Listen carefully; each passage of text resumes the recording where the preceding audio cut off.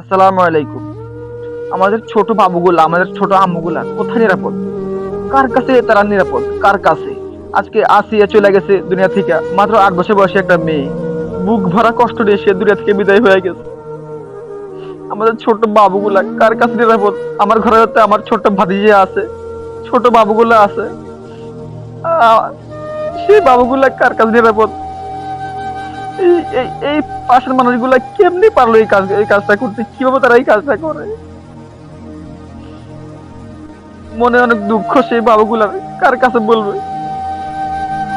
কেমন পাষাণ হলে মানুষ এমন কাজ করতে পারে? কিভাবে করে আমি জানি না, আমার বুঝে আসে না।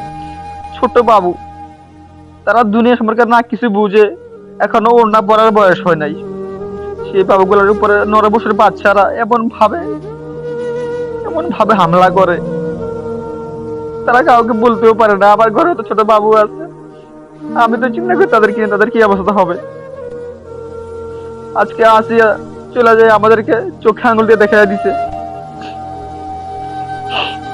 আমরা আসলে জাতি হিসেবে ব্যর্থ।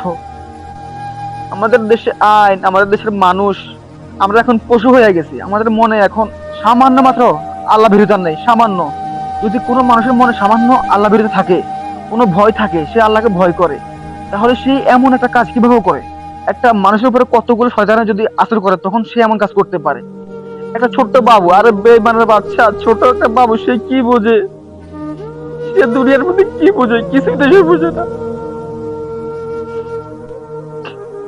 বুঝে আছি, আমাদের ক্ষমা করে দিস,